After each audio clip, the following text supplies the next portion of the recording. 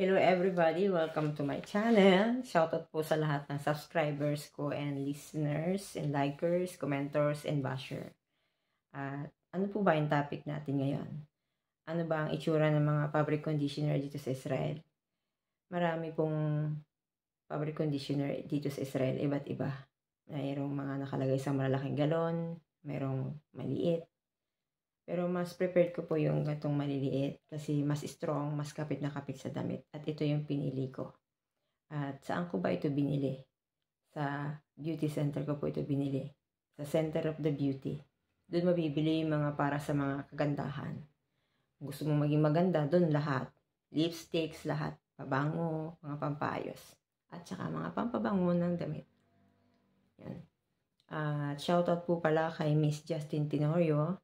At hindi ko po nagagamit yung kanyang introduction video dahil po sa yung cellphone ko po ay nalobat na. Doon nakasave yung introduction video.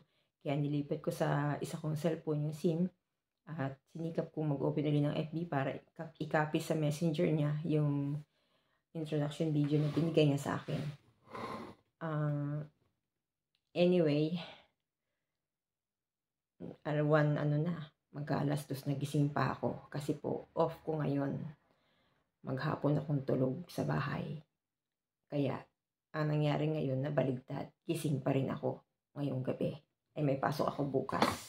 Pero hayaan nyo, sisikapin ko makatulog. At bago ko ipakita ang video ng beauty center, kung paano ako namili, please click like, subscribe, and click the notification bell para patuloy nyo masubaybayan at mapanood ang mga kaiba dito sa Israel. Please watch this.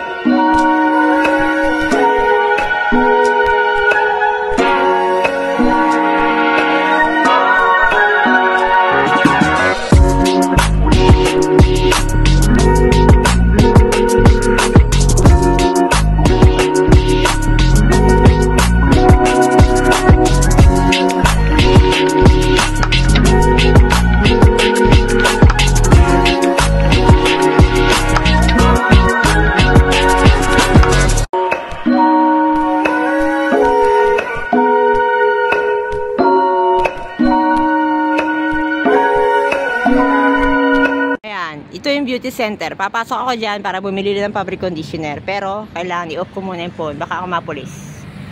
Ito yung fabric conditioner. Ito hindi ko pa na-try. Ang na-try ko ito. Ito mabango. Bibili ako isa lang muna. Isa-isa. May ang kalaban. Kung di ako nagkakamali, 30 shekel siya. Pero sabi ng kakilala ko, mabango itong kulay, ano na to. Pero mas gusto ko yung blue. Halimuyak talaga. Naiiwan sa damit. May maganda dito. Ito pa. Amayin ko ha. 13 shekel.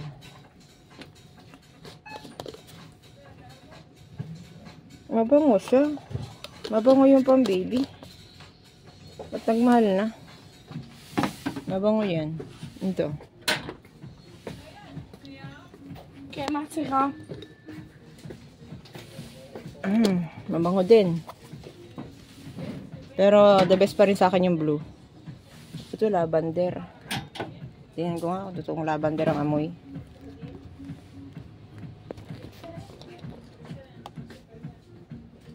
Ang baho, ang may chemical, nakakahilo.